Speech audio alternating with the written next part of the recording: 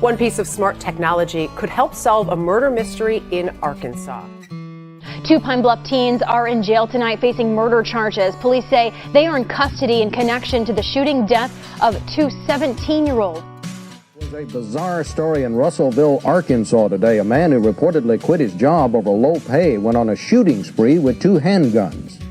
Tributes are pouring in for Ann Presley. The Little Rock TV anchorwoman died over the weekend. A suspect in the deadly Fayetteville shooting on New Year's Day in court this morning. A Little Rock mother is pleading for help tonight. She is asking anyone. Thanks for listening to Strictly Homicide, an Arkansas true crime podcast covering lesser-known cases out of the natural state.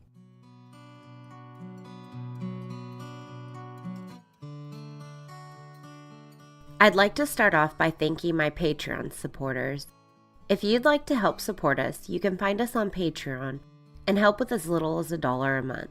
There's also a donate button for a one-time donation on strictlyhomicide.com. Please stay tuned until the end of the show to hear a few promos from some of my favorite shows.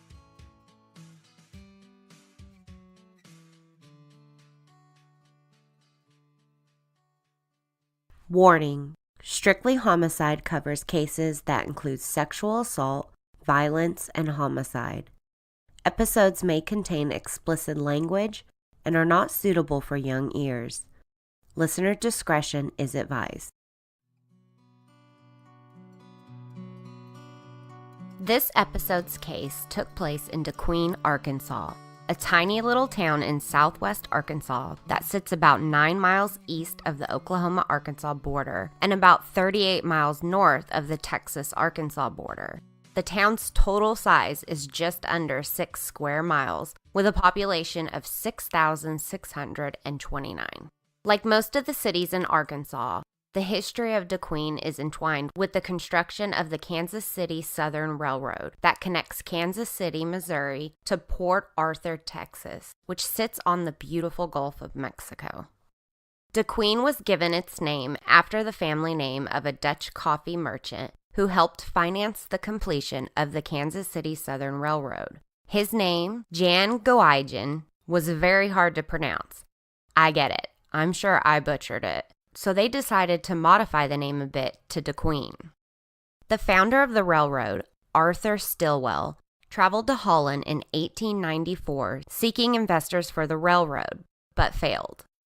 He then contacted Jan, who he had met on a previous trip, and convinced him to support the project. Within a few months, the both of them raised $3 million. When asked what he thought about the modified name, Jan said he was unhappy. He said to Arthur, "How would you like it if I told you that I named my son after you, and you found out that he was being called William?" DeQueen, Arkansas was incorporated on July 9, 1897. This was the same year that the DeQueen Bee began its publication. It's said that the DeQueen Bee is Arkansas's, and quite possibly the nation's, most agreeably curious newspaper name. The DeQueen Bee is still currently operating. The town's visitors usually consist of families camping and swimming in one of the tri-lakes, and people heading to the lake to fish. Visitors of DeQueen can also check out the Sevier County Museum. The museum displays some of the town's history, like an American flag that Jan, the town's namesake, presented to the mayor's wife in 1927 when he visited. DeQueen is just like any other small town. No one is a stranger. But unlike the small cities, DeQueen's crime rate is 63% higher than other U.S. cities. But that's today's crime rate. 26 years ago, in 1993, Arkansas native and former governor William J. Clinton was moving into the White House. Canada had their first ever female prime minister.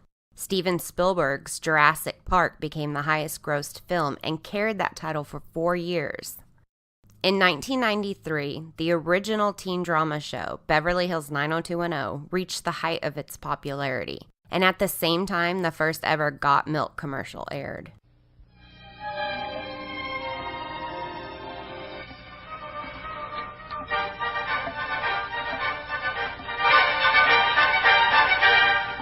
And that was the Vienna Wood Dance in D, one of my all-time favorites. And now let's make that random call with today's $10,000 question. It's a tough one. Who shot Alexander Hamilton in that famous duel? All right, let's go to the phones and see who's out there. Hello? Hello, for $10,000. Who shot... Excuse me? Hold on, let me take a look. No! I'm afraid your time is almost up. I'm sorry. Maybe next time. Got milk?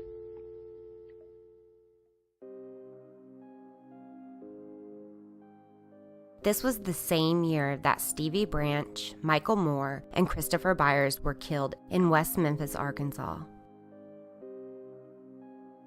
In the spring of 1993, 270 miles southwest, an entire town was shook by the town's worst homicide. In the middle of the night on April 1st, a mother was brutally murdered in her living room while her children were asleep in their bed. On February 27, 2017, Asa Hutchinson, Arkansas's governor, signed orders to execute 8 inmates over a period of 11 days because their supply of Midazolam was about to run out. The state of Arkansas is going to kill 8 men in 10 days because their drugs was going to run out. Midazolam. They scheduled 4 dates for the 8 executions, meaning 2 a day. Bruce Ward, covered in episode 18, and Don Davis, covered in episode 19, were scheduled for April 17, 2017. Liddell Lee, covered in episode 20, and Stacy Johnson, was scheduled for April 20, 2017. On that day, Liddell Lee was the first man put to death by lethal injection in Arkansas in 12 years. The next inmates scheduled to be executed were Jack Jones, Jr. and Marcel Williams, scheduled for April 24th. The last set of executions was Kenneth Williams and Jason McGee, scheduled to be executed on April 27th. Arkansas had 8 doses of Midazolam, and those doses were about to expire at the end of April. During a lethal injection, the inmate first becomes unconscious. Then they stop breathing, followed by a heart arrhythmia. This form of execution was proposed by an Oklahoma medical examiner in 1977. It was introduced into the Oklahoma legislature by a reverend, and once it passed, it seemed to start a trend. Texas adopted the new method next and was the first state to use the lethal injection method to execute an inmate. When manufacturers of one of the drugs that they used disallowed its use during lethal injection, they replaced it with Midazolam. The drug is used to render the inmate unconscious, but gained its controversial status when an inmate in Oklahoma regained consciousness during his execution in 2014. He was struggling to talk, but those were the words we got out. Man, I'm not, and something's wrong. They may be the last words spoken by Oklahoma inmate Clayton Lockett, uttered during his botched execution. Lockett's vein exploded during the lethal injection, prompting authorities to quickly halt the procedure. It was my decision at that time to stop the execution. The first drug in the lethal injection cocktail is supposed to render a person unconscious, but witnesses say Lockett was still conscious 7 minutes after that first injection. At 16 minutes, he seemingly tried to get up and talk. It was then that prison officials closed the blinds, shutting out the media gathered to witness.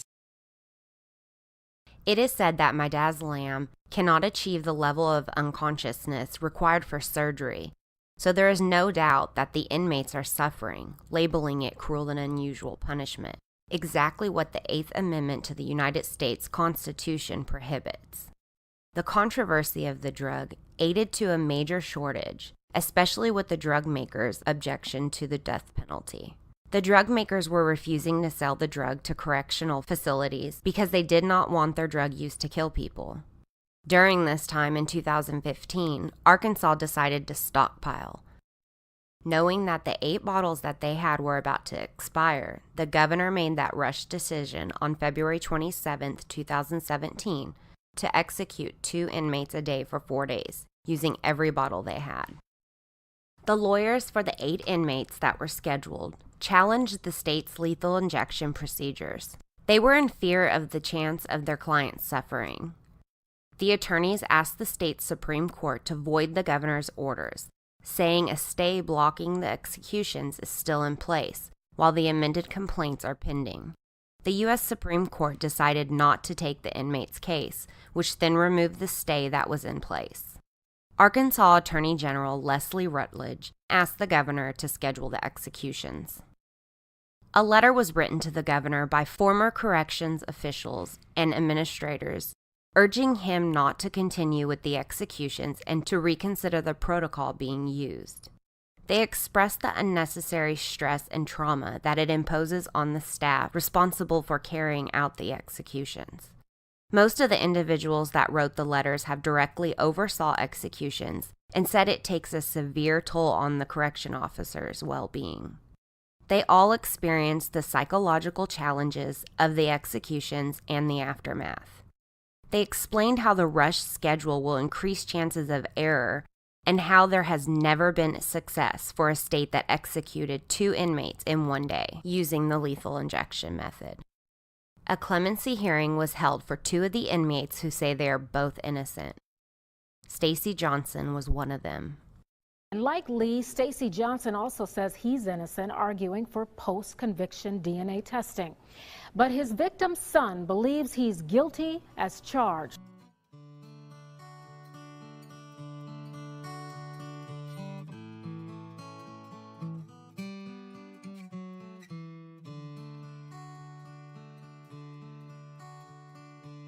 For episode 22, I'm going to discuss the 4th of the 8 inmates scheduled for execution, Stacy Eugene Johnson.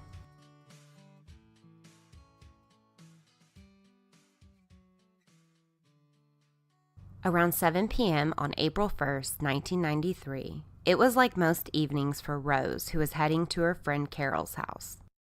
The girls were close friends, like sisters, and Rose often came over and visited while using Carol's dryer. Carol was home with her kids, Ashley, who was 6, and Jonathan, who was 2. Once her clothes were dry, she headed home. The next morning, Rose headed to Carol's house to borrow a sweater for work. When she arrived, she knocked on the door, but no one answered. She thought that was very strange since it was pretty early. So she put her ear up to the door and could hear Carol's alarm clock going off. This worried Rose. So she tried the door, which happened to be unlocked, and as Rose opened the front door, she immediately saw her friend's nude body lying on the floor in a puddle of blood. In complete shock, Rose let out a scream and ran across the street to call 911. In 1993, everyone didn't have a cell phone, and she didn't want to enter the house, so she ran across the street to call 911. After Rose called and reported the scene, remembering that Carol's children were in the home, she went back over and looked near the bedroom window. The police arrived when Rose spotted the kids looking. The police wanted to avoid walking the kids through the house in fear that they would see their mother lying in a pool of blood, so they got them out the window. Rose sat with the children to comfort them. They were in shock. She asked 6-year-old Ashley what happened, and Ashley told her, "A black man broke in last night and beat Mommy." Rose remained with the children on the ride to the hospital, and while in the back of the ambulance, an EMT heard Ashley say that they were sleeping when they were woke up by someone in the house, so her mom got up to see who it was, and the next thing she knew, her mother fell. Back at the crime scene, the investigation began. Carol's body was nude, with a wadded-up t-shirt pushed up around her neck. Her body was lying between the couch and the coffee table. The couch was tilted up on its back legs, and the coffee table had been moved towards the middle of the room. It appeared that a struggle occurred.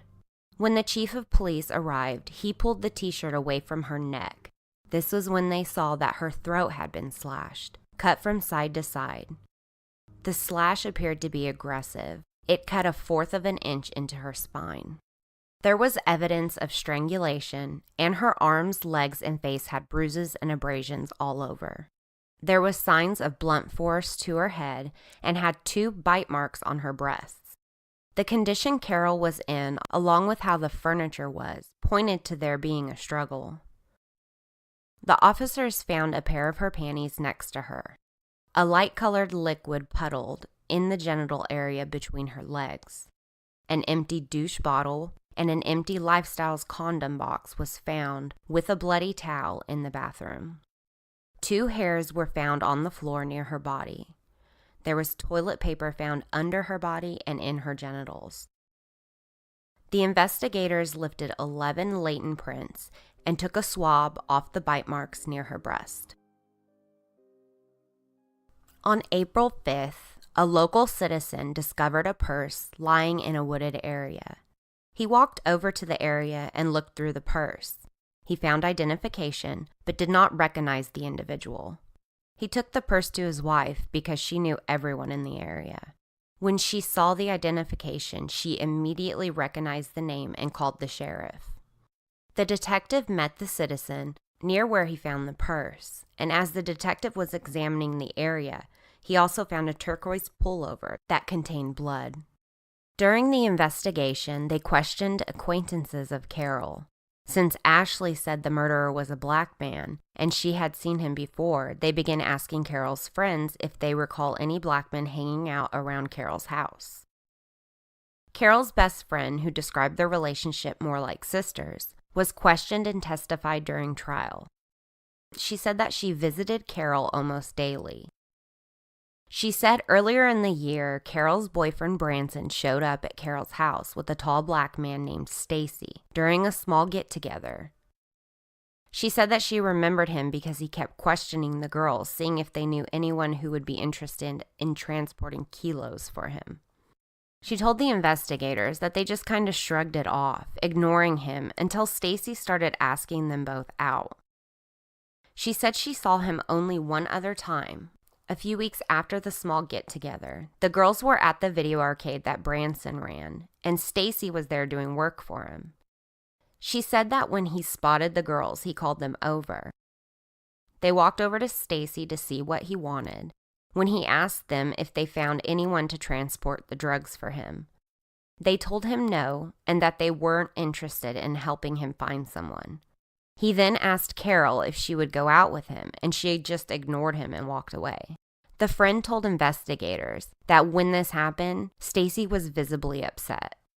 They also interviewed Branson. He told them that they were dating a while back, but when she was murdered, they were not dating. They also asked him if he can recall any black men hanging around Carol's house, and he mentioned that his friend Stacy went over there with him once. His story was very similar to Carol's friend. This led police to include Stacy Johnson's photograph along with 5 other black men in a photo lineup. With a DHS worker present, the detective interviewed Carol's 6-year-old daughter, Ashley. The investigator's statement about the conversation said that Ashley told him that the 3 of them were all sitting on the couch when someone knocked on the door. Her mom looked out the window to see who it was before opening the door to a tall black man. She told the detective that she had seen him at their house before, but it's been a while. She overheard her mom and the man talking and said she remembers him saying that he just got out of jail. When asked what he was wearing, she remembered a black hat with something hanging in the back and a green shirt or sweater. He asked her what her mom and the man were talking about, and she said that she just remembers the man asking her mom about Branson. She said Branson was who her mom liked. During the conversation, the man became upset. This was when Carol put the kids to bed, while the man was still in the living room. Later that night, Ashley told the investigators that she got up to get a glass of water when she saw a man standing over her mother with a knife. Her mother was lying on the floor in a puddle of blood. She was frightened, and she went and hid in the closet with her brother. Ashley saw the man go into the bathroom before he left. Ashley and her brother remained in the closet until the next morning. When they heard Rose's scream, they knew that Rose had saw their mother. During the questioning, the investigator showed her pictures of 6 different black men. Ashley picked the same person, number 3, twice. On April 7th, a warrant for capital murder was issued for the arrest of the man in picture number 3, Stacy Eugene Johnson.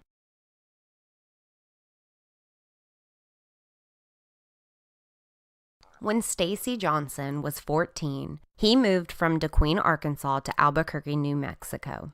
Stacy was in and out of trouble, so he thought he could get a fresh start. Anytime Stacy visited back in Arkansas, he usually resorted back to his old ways, using and selling drugs. He used to drive a truck for a big drug dealer in Arkansas named Maui. He transported cocaine for Maui until they had a falling out and the boss felt that Stacy ripped him off. One day in January 1993, Stacy received a call from him and he told Stacy that he was going to give him a demonstration. Stacy didn't really know what that meant, so he just shrugged it off. About a week later, he received a call that his father had a heart attack and died. Stacy was convinced that the drug dealer killed his father because he was healthy and there was no way he believes that he had a heart attack. Stacy traveled back to DeQueen, Arkansas for his father's funeral. His family would always worry about him when he visited because of who he hung around. While he was hanging out with his friends at a pool hall, he heard someone say, "Stacy, you have a gun in your back pocket." Stacy had forgot that he put it there, so he pulled it out and put it in his jacket pocket. Stacy felt like he needed to protect himself. Not long after that happened, 2 police officers approached Stacy at the pool hall to talk to him. They asked him to step outside. When they did, they asked if he was armed, and he told them about the gun, which led to his arrest. Stacy stayed in jail until his girlfriend in New Mexico could send him money to bail him out. She sent $2,500 to a relative of Stacy's, and he went to the jail on April 1st to bail him out. After Howard bailed him out, he dropped him off at his stepmom's house in DeQueen. They rode around, running some errands in the dad's Monte Carlo. When they returned back home, Stacy asked if she had a t-shirt he could wear. She grabbed one of his father's white t-shirts and handed it to him. He asked if he could take his dad's Monte Carlo, and so she handed over the keys. I read 2 different statements. In the original case file, his mother said that she originally told him he couldn't take the car, and he got angry and things got heated. And he said something about hurting people, and so his mom handed over the keys. In court testimony, his mother said she had 2 cars and she couldn't drive them both, so she let him take his dad's. Stacy's whereabouts can be confirmed all day until after he left his aunt's house around 10 p.m. In the beginning of the day, after Stacy left his stepmom's house, he was seen at Walmart by his cousin buying clothes. After Walmart, he went to his aunt's house looking for his uncle who wasn't there, but his cousins were. Stacy visited for a short time and told them he'd come back when his uncle got home. Stacy arrived back at his stepmom's house around 8 p.m. He knocked on the door and she let him in. He told her that he found a place to stay with a white girl who had 2 kids and worked at the bank. She told him to stay out of trouble, and he responded, "Trouble just follows me," shut the door and left, and that was the last time she saw him that night. When he left, she said he was wearing a green turquoise shirt and blue jeans. Stacy went to his aunt's house one last time around 9:45. When he arrived at his aunt's house, his uncle was there and his younger cousin. His aunt and uncle expressed their concern for him staying in the area. They told him that he needed to leave as soon as he could, reminding him that when he's in DeQueen, he hangs around with the wrong people and always gets in trouble. Stacy agreed with them and promised that after his trial, as soon as he was allowed to leave, he would head back to New Mexico. But until then, he told them he'll be staying behind the Pizza Hut in a trailer. His aunt said that when Stacy left, he was wearing a bluish-colored shirt and blue jeans. What happened next on that night of April 1st can't be verified. According to Stacy, he headed back to New Mexico. On April 14th, during a traffic stop in Albuquerque, Stacy told law enforcement in a Jamaican accent that his name was Caleb Kyla. He said that he didn't have his driver's license and gave them a social security number. The officer asked Stacy to spell his name 2 different times, and he spelled it differently both times. The officer called in the name and social security number, and to his surprise, it matched. Only the description was someone who is 5 feet 6 inches and 160 pounds. Stacy is about 6'6" and 265 pounds. According to the police officers, Stacy admitted to them that he killed someone in Arkansas and told them that he'll pay him $5,000 each if they let him go. This was hearsay, though. He told them that if he got sent back, they would kill him. He eventually gave the officers his name, and this time the officer was told that he had a warrant out for his arrest in Arkansas for capital murder. They booked Stacy into the county detention center, where he asked to speak with a detective concerning the possibility of him being framed. Stacy was interviewed by a detective who recorded the interview. They advised Stacy of his rights, and he agreed to talk with them without an attorney. Stacy told them that he visited DeQueen, Arkansas in January for his father's funeral. His dad died from a heart attack, but Stacy is convinced he was murdered. He thinks that an old drug dealer he used to work for had something to do with his father's death, so he was sure that he was now framing him for murder. He told the detective that he used to drive a truck for this guy Maui, a big-time drug dealer. And one day he decided to look in the truck, which was full of cocaine. He said that when he saw how much cocaine was in the truck, knowing he was driving with no license, he said, "Fuck this, I'm out," and left the truck behind. He also told them that when Maui found out, he told Stacy that he was going to make a fucking example of him. He told the detectives that while in Arkansas for his father's funeral, he was arrested for possession of a firearm and went to jail. Stacy said he couldn't afford to get bailed out right away, so he sat there until April when his girlfriend sent money to a relative to bail him out. Stacy said that when he got out, he went to his stepmother's house. The only other place he really went was his aunt's, until he got in his father's car and drove back to New Mexico. Next, he told the detectives that the area was nothing but trouble and he wanted nothing to do with it. He said that he had nothing to do with the murder and knew nothing about it until his mom told him that the police were looking for him. After the interview, the detective contacted DeQueen Police Department and let them know that they had Stacy Johnson in custody and that they had taped a statement. Back in Arkansas, the detective investigating the case asked for the recording and requested that they obtain a search warrant for the vehicle. Once they obtained the search warrant, they went to Stacy's girlfriend's house to tow the Monte Carlo. Stacy's girlfriend was not happy. She told them that Stacy gave her that car to pay her back for bailing him out. That didn't stop them from towing the car. They searched the vehicle for any kind of evidence that they could find. They photographed the car inside and out, but found nothing. When they reported this back to the detective in Arkansas, he was a little upset because they did not use any chemicals to look for traces of blood. He asked them to obtain another search warrant, so they did. This time they searched it with chemicals, finding a small trace of blood in the front seat. They photographed the traces of blood that they found and sent the report back to Arkansas. Stacy refused to sign for extradition, so he remained in New Mexico until late 1993 when he returned to Arkansas. Once Stacy was back, he was questioned by the detectives here. They asked him for his version of the alleged offense, and he denied killing anyone. He told them the little girl picked the wrong person out. When asked if Stacy knew the victim, he said he met her in January when he was hanging out with his friend Branson. His story was that he was with Branson one night when they were dropping cocaine off at Carol's house. They ended up staying and hanging out with Carol and her friend, partying and doing cocaine. His story is that Carol performed oral sex on him before they left. Not long after that night, Stacy was arrested and sat in jail until April.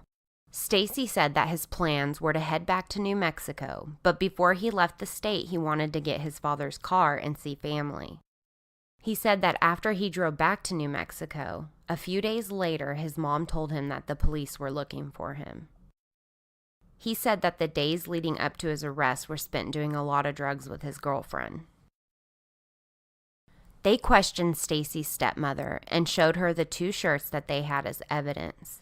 She identified the white t-shirt as his father's. She said the turquoise shirt looked like the one he had on, but she wasn't sure. During the pretrial, the court found Ashley incompetent to testify due to psychological trauma. The court also excluded Ashley's statement she made to Rose and the EMT, determining that the statements were not reliable. Stacy was given a psychological evaluation on March 8, 1994, and he was diagnosed with psychoactive substance abuse and antisocial personality disorder. But they found him stable enough to be tried. The state crime lab medical examiner testified that Carol's death was caused by the cutting of her neck, strangulation, and blunt force head injuries. He said the cut was 4 inches and went in 1/4 inch into her spine. There was bruises and abrasions all over the body that consisted with defensive wounds, a bite mark on her right breast, an abrasion on her left breast, and 1/4 inch cut on her right labia, but he couldn't determine if she was sexually assaulted because the murderer used the douche on her.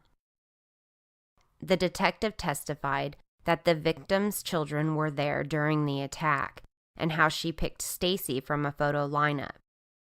He discussed his interview with Ashley, too. Stacy's stepmother testified about the day he was released. She confirmed that they ran errands and then he took the car. She said that earlier he asked for a white t-shirt and she handed him one of his father's. She testified that he told her he was going to stay the night with a white female who worked at a bank and had 2 kids. Testimony was also heard from an inmate who was in jail with Stacy, and he said on the day that he was being released, he claimed he was going to have sex with the first woman that he met. DNA testing was performed on the breast swab, and Stacy Johnson was excluded from the DNA. The testing indicated the presence of another person. They tested the white t-shirt found on her neck and indicated an unknown Caucasian DNA other than Carol's, but excluded Stacy. The cigarette butt and hairs were tested, and Carol was excluded, but Stacy was not.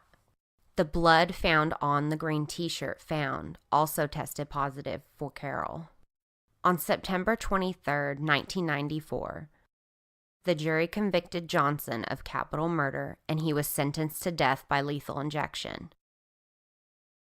But the court reversed the conviction on the grounds that certain things Ashley said were mentioned during testimony, which was a violation of Johnson's rights. A new trial was then ordered. During the retrial, the state decided that Ashley was now competent to testify. The defense team tried to bring up her counseling records, but the court denied the defense access to them, including examinations and psychologist visits questioning her ability as an eyewitness.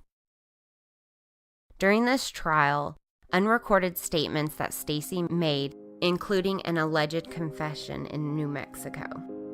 The jury again convicted Stacy Johnson of capital murder and was sentenced to death.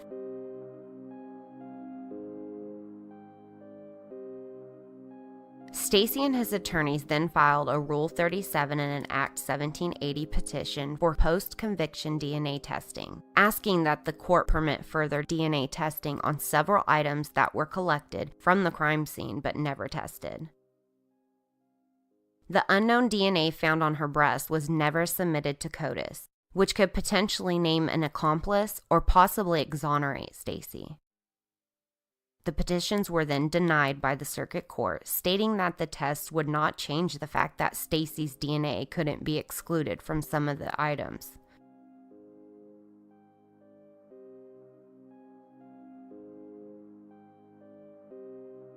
The DNA was tested back in the 90s when DNA was nowhere near as precise. We asked for retesting and were explicitly denied. What do they have to hide? What is the problem? For close to 25 years, I've been in the Arkansas Department of Correction for a crime that I didn't do. The evidence in this case, we believe, is overwhelming and has been since day one. These, ladies and gentlemen, are Stacy Johnson's disciplinaries in the prison. On 12/11/2016, Stacy Johnson attempted to stab a correctional officer with a shank as that officer slid his food tray through the slot in his door. It's a race against the clock for all parties involved to schedule Arkansas's first execution in 12 years. Today was the very last day that we could see him before scheduled execution tomorrow. God forbid it happens.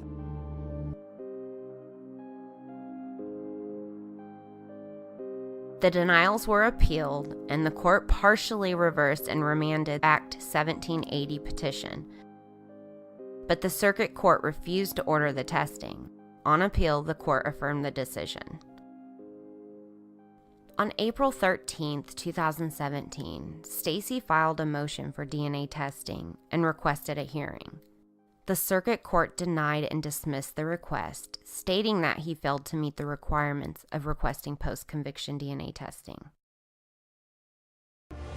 Stacy Johnson has been on death row for 23 years now. He's convicted for violently killing Carol Heath in 1993 in DeQueen. He beat, strangled, and slit Heath's throat while 2 children in the house hid.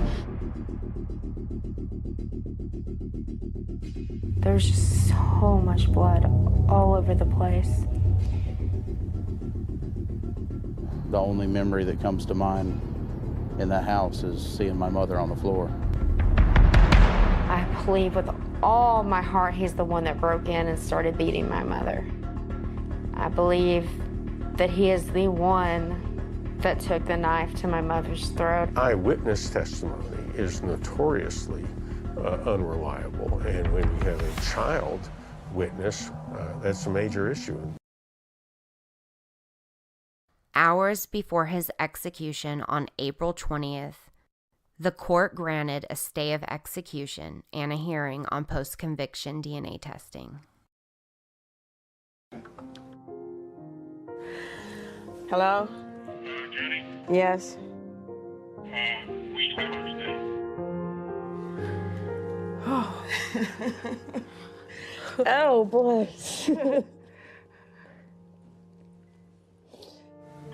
feels good. It definitely feels good.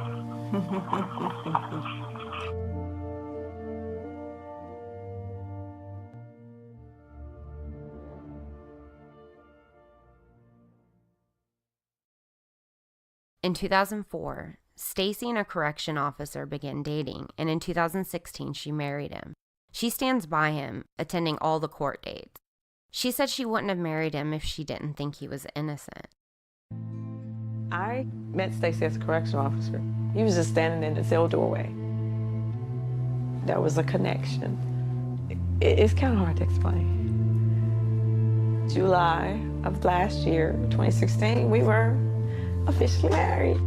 Stacy's no angel. Coming from where he's come from and being out there in the streets, you know, he's done some things he's not proud of, but he said that this was just not the one that he's done.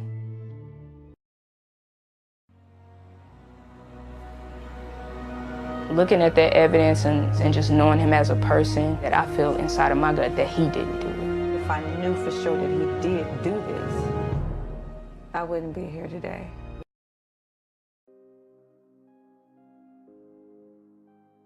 Over a year later, on May 9th, 2018, which was the last update I could find, the circuit court denied the DNA petition.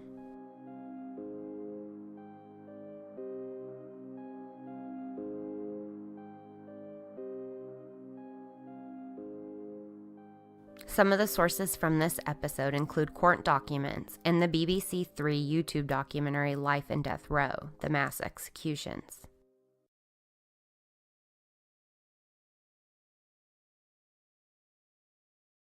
I just want to thank everyone for listening to this episode. I had to take a short break for a while. I apologize for that, but life happens. On the next episode, I'll be covering the next case from this series, Jack Jones Jr.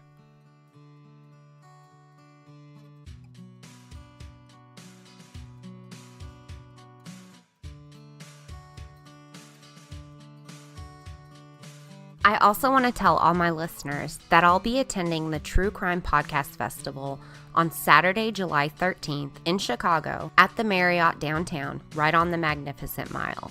There are over 80 true crime podcasters coming, including Generation Y, All Crime No Cattle, Pretend Radio, Southern Fried True Crime, Trace Evidence, Ignorance Was Bliss, True Crime All the Time, Murderous Minors, Yours and Murder, Corpus Delicti, Murderish, Nature vs. Narcissism, Red Rum Blonde, and so many more. I can't name them all, including me, Strictly Homicide. This is a full-day event and gives you a chance to meet your favorite podcasters in a large-scale meet and greet area. There will be several panel discussions and live episodes too. I'm really excited about this. To find out more and join the almost 400 people who have bought tickets, head to tcpf2019.com or search True Crime Podcast Festival on any social media. I can't wait to see you guys there.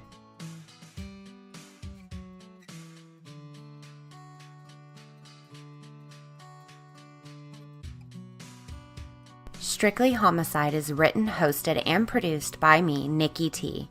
The original music is done by Mr. T. No, not that one. My Mr. T. If you are a fan of the show, please make sure you are subscribed on iTunes and please rate and review the show. You can also find us on Patreon where you can support the show for as little as $1 a month. If there is a case that you would like to discuss, or if you have any comments, corrections, or suggestions, send us an email at strictlyhomicide@yahoo.com or on social media. You can find us on most social media sites by searching Strictly Homicide Podcast and on Twitter as @StrictlyHMICIDE. That's Strictly Homicide with no O. You can also visit our website, strictlyhomicide.com. Stick around to hear a few promos from some of the best podcasts around, and until next time, y'all stay safe, especially you, Arkansas.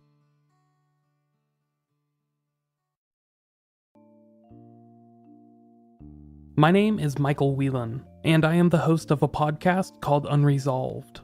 In 2015, before the true crime podcasting wave really kicked off, I wanted to start a show that focused on not only the gory details, but the human stories at the center of every mystery. Because for every unsolved murder or baffling experience, there are multiple lives left without an answer. Since I started the podcast, I have tried to focus on unfinished stories, both big and small, to try and figure out why and how some of us are left without any resolution. I'm interested in learning about these unknown aspects of life, and I hope that you are too. Check out my podcast, Unresolved, on your podcast app of choice, or just stop by the show's website, unresolved.me, to learn more.